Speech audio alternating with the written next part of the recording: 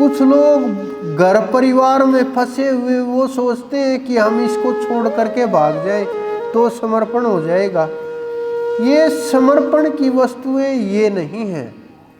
समर्पण की वस्तुएं हैं आपका मन, आपकी जो ये सांस चल रही है, ये सांसें, आपकी बुद्धि, आपका जो अहंकार है, ये उस परमात्मा के समर्पण की वस्तुएं हैं। जब आप ये उनको समर्पण कर दोगे तो आपका कुछ शेष नहीं रहेगा और परमात्मा का ही सब कुछ हो जाएगा, क्योंकि वो बाहर ढूंढने खोजने से नहीं मिलेगा।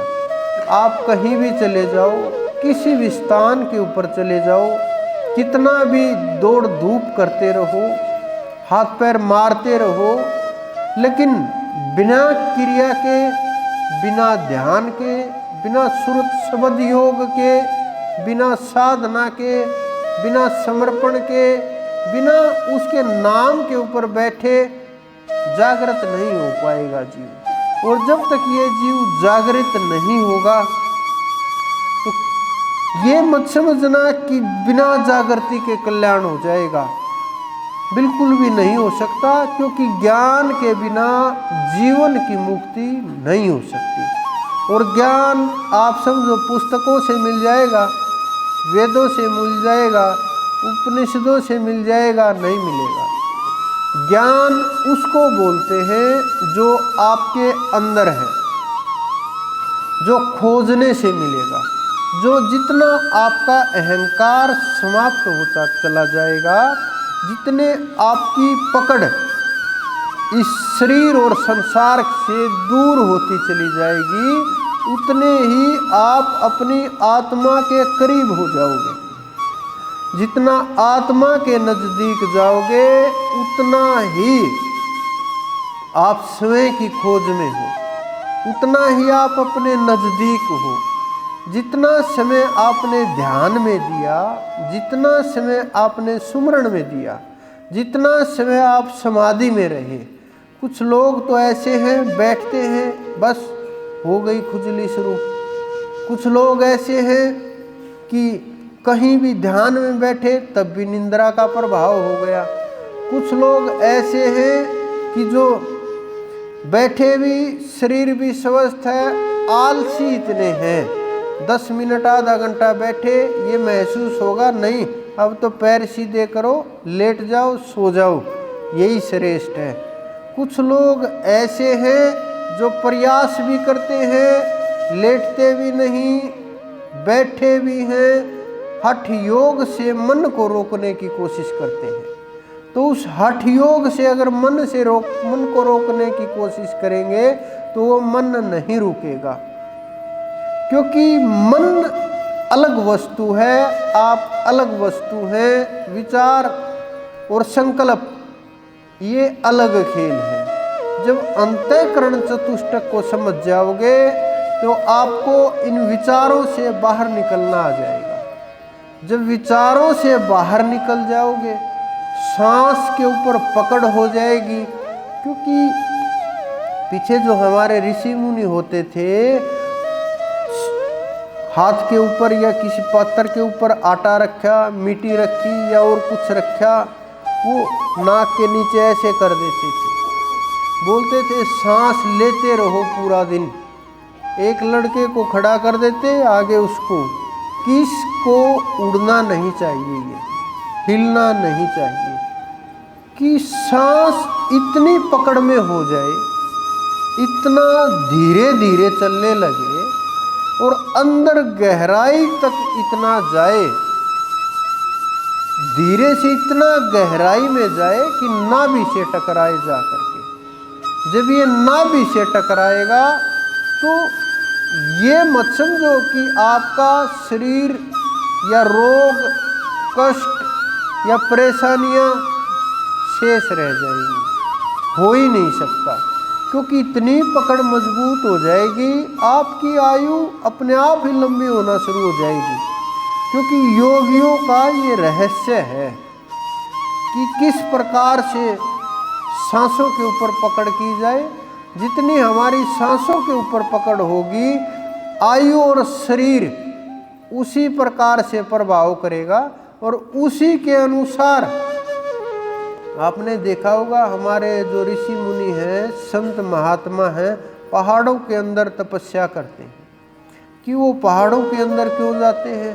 पहाड़ों के अंदर हमारे वेदों में बोला गया है कि पहाड़ों में जाओ, वहाँ साधना करो। हमारे वेदों में बोला गया है। क्यों? क्योंकि वहाँ श्वास की जो क्रिया है, जो गति है, जो हमें तय करनी है, वो करनी नहीं पड़ती, ऑटोमेटिक हो जाती है। जितना आप ऊंचाई के ऊपर जाते जाओगे, लोग जो बर्फ में जाते हैं, हिमालय में जाते हैं, उनसे आप बात करना, वो बता भी देंगे आप लोगों को कि जब आप जितनी ऊंचाई के ऊपर जाओगे, सांस की पकड़ बिना किए ही अपने आप ही सांस की क्या हुआ कि सांस खिंच रहा है। कहाँ खिंच रहा है? कोई खींच थोड़ा ना रहा है, किसी ने पकड़ थोड़ा ना रखा है, कोई रोक नहीं रहा। ये नेचर के साथ उस सांस को जोड़ देते हैं और उस नेचर के साथ सांस जुड़ने के कारण से सांस की जो गति है वो प्रकृति अपने अनुसार ही उसका प्राणायाम शुरू कर देती है। और वो प्रकृति प्राणायाम शुरू करती है तो वो एक समय आने के बाद अगर वो सांस को साध लेता है तो इसका प्रभाव उसके जीवन, शरीर, इंद्रियां, मन, विचार और जो मोह समझो आप, और जितना भी सांसारिक पदार्थ हैं, उन हर वस्तु के ऊपर वो प्रभावित करने लगती है। उसके अंदर इतना तेज पैदा होता है, अगर वो कहीं सांस ले रहा है, किसी वातावरण में रह रहा है, कहीं बैठा हुआ है या कहीं चल रहा है, उसी प्रकार से वो वातावरण एकदम बदलने लगता है, प्रभाव होने लगता है और प्रभाव दिखने लगता है। ये संतों का प्रभाव है,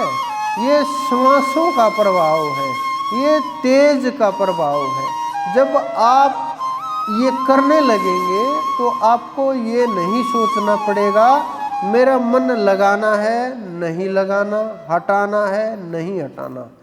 देखो आवाज़ प्रत्येक, अगर ये आवाज़ आप कहीं भी सुनाओगे सुनाई पड़ेगी। पशुओं को, पक्षियों को आप बोलोगे सुनाई पड़ेगी, लेकिन उनके अंदर समझने की इतनी अक्षमता नहीं होती। उनकी जो बुद्धि होती है सीमित होती है। कुछ पशु पक्षी इतने विकसित तक हो जाते हैं, आपके इशारे के ऊपर काम करने लगे, आपकी आवाज़ के ऊपर काम करने लगे, सही और गलत को भी पहचान लेते हैं कि वहाँ जाएंगे तो मृत्यु हो जाएगी, वहाँ दूर रहेंगे तो जीवन बचा रहेगा, शरीर बचा रहेगा। हित अनहित पशु पक्षी उजाना, मानुष तनु गुण ज्ञान निदाना। तो अच्छा और बुरा तो पशु पक्षी भी जानते हैं, लेकिन जो मनुष्य का शरीर है वो गुण और ज्ञान के लिए है। अगर हमारे अंदर ज्ञान ही पैदा नहीं हुआ तो आप जैसे वहाँ से आए थे, जो कुछ आप ले करके आए थे, वो भी आपका खजाना खाली हो जाएगा। क्योंकि उन्होंने मानव जन्म के लिए जो हमने पिछले जन्मों में कर्म किए, उनके कारण से हमें मानव का शरीर मिल गया।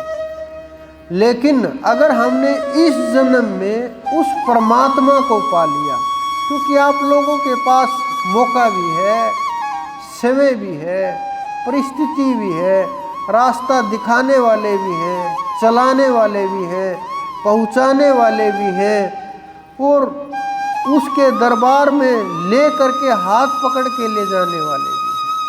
तो ऐसी परिस्थिति, ऐसा वातावरण, ऐसी सब चीज़ें एक साथ इकट्ठा नहीं हो पाएंगी। अगर ये सब चीज़ें एक साथ इकट्ठा हो गई तो हम मनुष्य क्या पता बने ना बने, किस योनि के अंदर हो, कहाँ हमारा जीवन हो, कैसा हमारा व्यवहार हो, कैसे हमारे कर्म हो, साधना कर पाए ना कर पाए। अगर आप बोलो कोई बुजुर्ग हो 80-90 वर्ष का, या कोई रोगी शरीर हो, या जिसको साधना की जानकारी नहीं, कोमा में हो, आप सोचो परमात्मा ने कितनी बड़ी कृपा की है। स्वस्थ शरीर दे दिए, समझने की अक्षमता दे दी,